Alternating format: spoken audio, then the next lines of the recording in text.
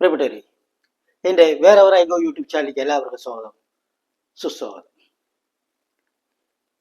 ഈ ചാനൽ എല്ലാവരും സബ്സ്ക്രൈബ് ചെയ്യണമെന്നും ലൈക്ക് ചെയ്യണമെന്നും ഷെയർ ചെയ്യണമെന്നും അപേക്ഷിക്കും.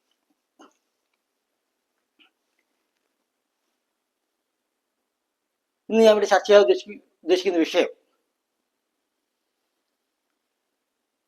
മനുഷ്യർ തമ്മിലുള്ള വ്യത്യസ്തതകളെ കുറിച്ചിട്ടാണ്. നമ്മൾ ലോകത്തിൽ നിരീക്ഷിച്ചു കഴിഞ്ഞാൽ കാണാൻ സാധിക്കും, വിവിധതരം ജാതിക്കാർ, മതക്കാർ, അല്ലെങ്കിൽ രാജ്യക്കാർ, ഗോത്രക്കാർ, പല വിധത്തിലുള്ള വിഭാഗങ്ങൾ. ഇവർ പല വിഭാഗങ്ങളായി തിരിഞ്ഞ് ഏറ്റുമുട്ടുന്നുണ്ട്.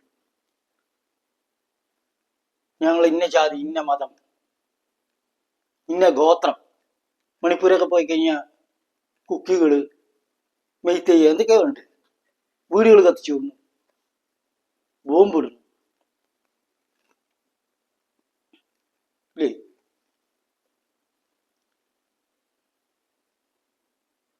മനുഷ്യനുണ്ടായിട്ട് 50 ലക്ഷത്തോളം വർഷങ്ങളായി. അതിൽ ആയിരക്കണക്കിന് ആൾക്കാർ, ലക്ഷക്കോടിക്കണക്കിന് ആൾക്കാർ ഇങ്ങനെ കൊല്ലപ്പെടുന്നുണ്ട്. പല അമ്മമാരുടെയും മക്കള്, പല സഹോദരിമാരുടെയും ഭർത്താക്കന്മാര്, പല കുട്ടികളുടെ അച്ഛന്മാര്. അവർക്ക് അറിയ പോലും ഇല്ല കൊല്ലുന്ന ആളെ ആരാണെന്ന്. ഒരു പ്രത്യേക വിഭാഗത്തിന്റെ പേരിൽ കൊല്ലപ്പെടുന്നു, അല്ലെ ഇന്ന ഗോത്രം, ഇന്ന ജാതി. ചിലരെ കൊന്നു കഴിഞ്ഞ ബോധോദയം വരും, അയ്യോ തെറ്റായി പോയി. അങ്ങനത്തുള്ളവർക്ക് നല്ല സമാധാനത്തിലുള്ള പ്രൈസും കിട്ടും. അലക്സാണ്ടർ ചക്രവർത്തിയൊക്കെ കുറെ ആൾക്കാരെ കൊന്ന് ലാസ്റ്റ് പോകുമ്പോൾ പറഞ്ഞു, ഞാൻ ഇവിടുന്ന് ഒന്നും കൊണ്ടുപോകുന്നില്ല, 2 കൈയും എൻ്റെ ഇങ്ങനെ ഇട്ടിട്ട് കൊണ്ടുപോകാൻ പറഞ്ഞു. അപ്പൊ അദ്ദേഹം മഹാനായി. 10,000 പേരെ കൊന്ന് ലോകം കീഴടക്കാൻ പുറപ്പെട്ടാണ്. അതുപോലെ അശോക ചക്രവർത്തിക്കും 10,000 പേരെ കൊന്ന ശേഷമാണ് ബോധോദയം ഉണ്ടായത്. തെറ്റായി പോയി. ഇന്നൊക്കെ അവർ ജീവിച്ചിരിപ്പുട്ടി അവർക്ക് വല്ല സമാധാനത്തിലുള്ള പ്രൈസ് കിട്ടിയ. അന്നുണ്ടായിരുന്നില്ല ഈ പ്രൈസ്. ഇന്നാണെങ്കിൽ 10,000 പേരെ കൊന്ന ശേഷം പിന്നെ സമാധാനത്തിലേക്ക് വന്നു കഴിഞ്ഞാൽ അവർക്ക് സമാധാനത്തിലുള്ള പ്രൈസ് കിട്ടും. ശരിക്കും സമാധാനത്തിലുള്ള പ്രവർത്തിക്കുന്നവർക്ക് ഒന്നും കിട്ടില്ല, അവർക്ക് കുറച്ച് ചീത്ത മാത്രം കിട്ടും. അങ്ങനെയുള്ള ഒരു അജ്ഞേയരുടെ ലോകത്തിൽ നമ്മൾ ജീവിച്ചിരിക്കും. ഇനിയും വരുന്ന വർഷങ്ങളിൽ, നമ്മളെ മരണശേഷമുള്ള 10,000 കോടി വർഷങ്ങളിൽ ഇങ്ങനെ ആൾക്കാർ പല വിഭാഗങ്ങളെ ഏറ്റുമുട്ടും, മരിക്കും. പലർക്കും കുട്ടികൾക്ക് അച്ഛന്മാരെ നഷ്ടപ്പെടും, സഹോദരിമാർക്ക് ഭർത്താക്കന്മാരെ നഷ്ടപ്പെടും, അമ്മമാർക്ക് മക്കളെ നഷ്ടപ്പെടും. അത് അവർക്ക് അറിയ പോലും ചെയ്യാത്ത ആൾക്കാരാണ് കൊല്ലുന്നത്. ആരാണെന്ന് അറിയ പോലും ഇല്ല. അപ്പൊ ഞാനിന്നിവിടെ പരിശോധിക്കുന്നത്, ഈ മനുഷ്യരെ എന്തുകൊണ്ട് നിർമ്മിച്ചിരിക്കുന്നു, അവർ ജനിക്കുമ്പോഴും വല്ല ഡിഫറൻസ് ഉണ്ടോ, ആ കാര്യത്തെ കുറിച്ചിട്ടാണ്.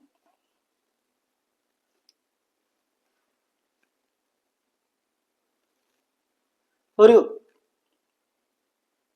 മനുഷ്യൻ ജനിക്കുന്നത് ആഹാരത്തിനാണ്. അന്നാദ്ഭവന്തി ഭൂതാനി പർജന്യാതന്ന സംഭവ എന്ന് ഗീതയിൽ പറയുന്നുണ്ട്. അന്നത്തിനാണ്.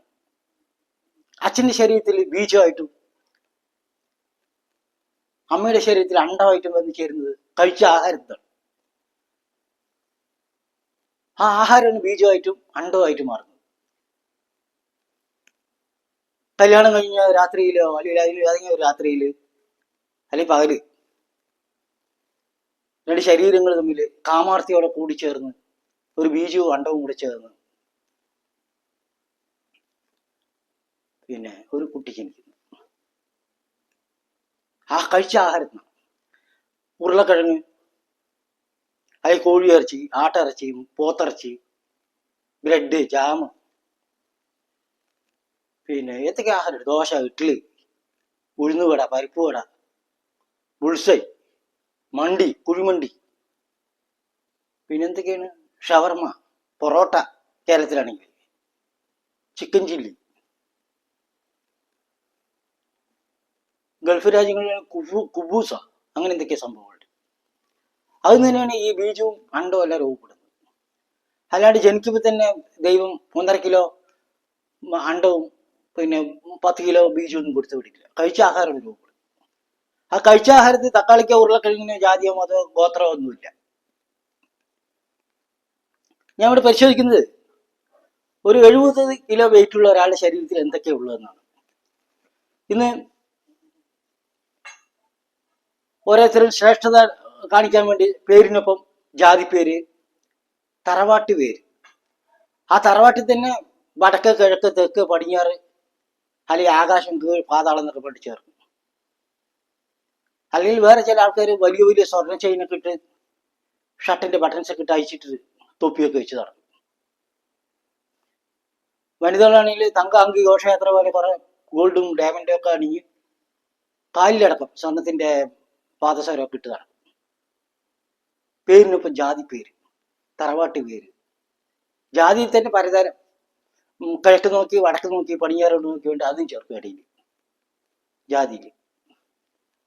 ഞാൻ ഇവിടെ പരിശോധിക്കുന്ന ഒരാളുടെ ശരീരത്തിൽ എന്താണ്, ഈ ശരീരം എന്തുകൊണ്ട് നിർമ്മിച്ചിരിക്കുന്നു.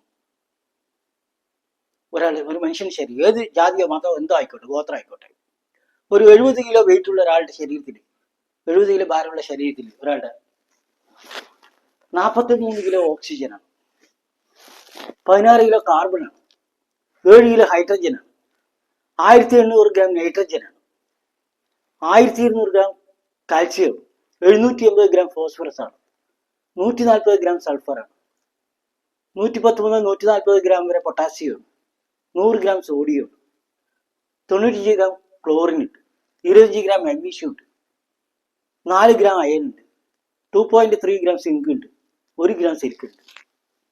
ഇതുകൊണ്ടാണ് ഒരാളുടെ ശരീരം. വിവിധ രാസവസ്തുക്കളുടെ സംയോജനമാണ് ശരീരം. ഇനി ഇത്രയും എല്ലാം ചേർത്ത് ഒരു മനുഷ്യനുണ്ടാക്കാൻ പറ്റുമോ ചോദിച്ചാൽ നടക്കില്ല. അവിടെയാണ് പ്രകൃതി അല്ലെങ്കിൽ ദൈവത്തിന്റെ റോൾ വരുന്നത്. നമുക്ക് വേണമെങ്കിൽ വെള്ളം ഉണ്ടാക്കാം 2 ഹൈഡ്രജൻ ഓക്സിജൻ ചേർത്തിട്ട്. പക്ഷെ ഇത്രയും രാസപദാർത്ഥം ചേർത്ത് ഒരു മനുഷ്യനുണ്ടാക്കാൻ പറഞ്ഞാൽ നടക്കില്ല. ഇത്രയും രാസപദാർത്ഥങ്ങളാണ് ഒരു 70 കിലോ വെയിറ്റ് ഉള്ള ഒരാളുടെ ശരീരത്തിലുള്ളത്. വേറെ തരത്തിൽ ചിന്തിക്കുകയാണെങ്കിൽ നമ്മുടെ ശരീരം നിർമ്മിച്ചിരിക്കുന്നത് പഞ്ചഭൂതങ്ങൾ കൊണ്ടാണ്. ഭൂമി, ജലം, അഗ്നി, വായു, ആകാശം. അതുകൊണ്ടാണ് ഇല്ലേ, ഏകദേശം ജീവിച്ചിരിക്കുമ്പോൾ 50 ടണ്ണോളം ഭക്ഷണം കഴിക്കണം. കുറെ ഭാഗങ്ങൾ അതിൽ എനർജിയായി മാറുന്നു, കുറച്ച് വിസർജിച്ചു പോകുന്നു ശരീരം, മലമായും മൂത്രമായും കഫമായിട്ടും അതേപോലെ കാർബൺ ഡൈ ഓക്സൈഡ് ആയിട്ട് നിശ്വാസത്തിൽ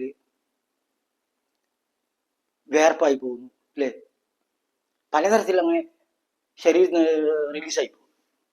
ഇതെല്ലാം സെയിമാണ്. ഏത് ജാതിയാണെങ്കിലും ഏത് മതത്തിലാണെങ്കിലും ഈ പ്രവർത്തനങ്ങളെല്ലാം സെയിമാണ്. കോശങ്ങൾ, നമ്മുടെ ശരീരം നിർമ്മിച്ചിരിക്കുന്ന ഒക്കെ കോശങ്ങൾ കൊണ്ടാണ്, അതും സെയിമാണ്. മരിച്ചു കഴിഞ്ഞാലും നമ്മളെ കൊണ്ട് ശരീരം ദഹിപ്പിച്ചു കഴിഞ്ഞാൽ 2.5 കിലോ ഭസ്മേ ഉണ്ടാവുള്ളൂ. അല്ലെങ്കിൽ കുഴിച്ചിടുകയാണെങ്കിൽ 14 കിലോ അസ്ഥി കൂടെ മാത്രമേ ഉണ്ടാവുള്ളൂ. എല്ലാ മനുഷ്യരും ഒന്നാണ്.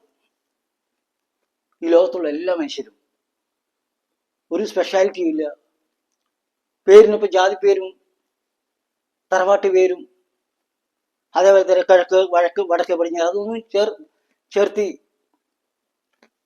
വിശേഷണം വരെ നടക്കേണ്ട കാര്യമൊന്നുമില്ല. എല്ലാ മനുഷ്യരും ഒന്നാണ് ഈ ലോകത്ത്. അവർക്ക് ഉയർന്നു വരാനുള്ള സാഹചര്യം കിട്ടുകയാണെങ്കിൽ ഏത് മനുഷ്യനും, ആദിവാസി ഗോത്രമാണെങ്കിൽ ശരി, അവർ ഉയർന്നു വരും. സൂക്ഷിച്ചിരിക്കുന്ന ആൾക്കാർ സുഖത്തോടെ അവിടെ ഇരിക്കുകയും ചെയ്യും.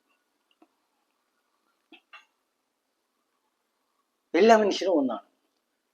അങ്ങനെ വിവിധ വിഭാഗങ്ങളായി തിരിഞ്ഞ് ഏറ്റുമുട്ടി മരിക്കേണ്ട ആവശ്യമില്ല. ഭൂമിയുടെ നമുക്ക് ഒന്ന് സഞ്ചരിച്ചു കഴിഞ്ഞാൽ കാണാൻ പറ്റും. ഇന്ത്യയിൽ തന്നെ സഞ്ചരിച്ചാൽ നമുക്ക് കാണാൻ സാധിക്കും. ബഹുഭൂരിപക്ഷ സ്ഥലങ്ങളും കൃഷി ചെയ്യാതെ വെറുതെ ഇട്ടിരിക്കുക. ഭൂമിയുടെ കരഭാഗം തന്നെ കുറച്ച് ഭാഗം മാത്രമേ നമ്മൾ ഉപയോഗിച്ചുള്ളൂ. എല്ലാ മനുഷ്യർക്കുള്ള ഭക്ഷണം ഇവിടെയുണ്ട്. എല്ലാ മനുഷ്യർക്കുള്ള ഭക്ഷണമുണ്ട്, സ്ഥലങ്ങളും ഉണ്ട്.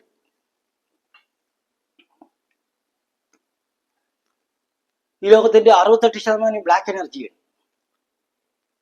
27% ബ്ലാക്ക് മാറ്ററാണ്.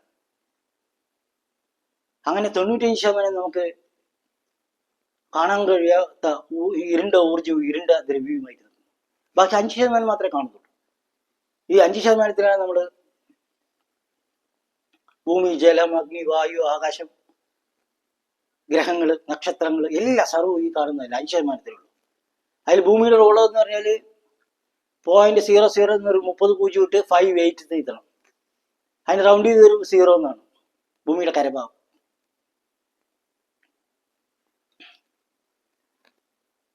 അപ്പൊ അവന് ഇത്രയും ഒരു വിസിബിൾ ആയിട്ടുള്ള 5% ഉള്ളൂ. അത് വെച്ചിട്ടാണ് നമ്മൾ ലോകത്തെ വിലയിരുത്തുന്നത്. അതിൽ പലരും ഡോക്ടറുണ്ട് നടക്കുന്നു, ഡോക്ടറേറ്റ് ഇൻ കാക്കൻ എൻജിയോളജി, കാക്കയുടെ പല്ലുകളെ കുറിച്ചിട്ട് എന്തൊക്കെയാണ് ഞാൻ അറിവുള്ളവരാണ് കണ്ട് നടക്കുന്നു. ഈ 5% മാത്രമേ ആകെ വിസിബിൾ ആയിട്ടുള്ളൂ. എല്ലാം അറിഞ്ഞ പോലെ ആൾക്കാർ നടക്കുന്നു, പണ്ഡിതന്മാരായി നടിക്കുന്നു, ശ്രേഷ്ഠന്മാരായി നടിക്കുന്നു. സ്വർണ്ണ വളയും സ്വർണ്ണ നെക്ലസും സ്വർണ്ണ ചെയിനും എല്ലാം ഇട്ട് ജാതി പേര് ചേർത്ത് തറവാട്ട് പേര് ചേർത്ത് അഹങ്കരിച്ച് നടക്കുന്ന ആൾക്കാർ. അതിൻ്റെ ഒന്നും ആവശ്യമില്ല. ഈ ലോകത്തുള്ള എല്ലാ മനുഷ്യരും നിർമ്മിച്ചിരിക്കുന്നത് ഒരേ രാസപദാർത്ഥങ്ങൾ കൊണ്ടാണ്.